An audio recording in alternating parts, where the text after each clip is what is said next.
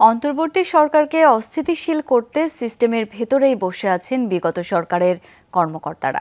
একথা বলেছেন বিএনপি চেয়ারপারসনের উপদেষ্টা জয়নাল আবেদিন ফারুক। দুপুরে জাতীয় প্রেস ক্লাবের সামনে ছিল অবস্থান কর্মসূচি। জনপ্রশাসনে শেখ হাসিনার নিয়োগপ্রাপ্ত বিতর্কিত আমলাদের অপসারণের দাবি তোলা হয়। গরম গরম রুটি, সাথে সুজির হালুয়া, দুর্দান্ত যুক্তির আটা ময়দার সুজি। সেখানেই জয়নাল আবেদিন ফারুক বলেন, ১/১১ সরকারের উপর ভর করে শেখ হাসিনা ক্ষমতায় এসে গুম খুন চালিয়েছে। অবৈধ এমপিদের এখনও কেন আইনের আওতায় আনা হয়নি তোলেন সে প্রশ্ন। ফারুক বলেন, কালক্ষেপণ করলেই সরকারের ভেতর ঘাপটি মেরে থাকা ফ্যাসিবাদের দোসররা আবারও ষড়যন্ত্র করবে। অভিযোগ, এরই মধ্যে তারা গার্মেন্টস শিল্প ধ্বংসের পাঁয়তারা করছে। বলেন, বিজিএমইএকে ব্যবহার করে শেখ হাসিনা কোটি কোটি টাকা পাচার করেছে। এর জন্য তাকে বিচারের মুখোমুখি করার দাবি জানান বিএনপির এই নেতা।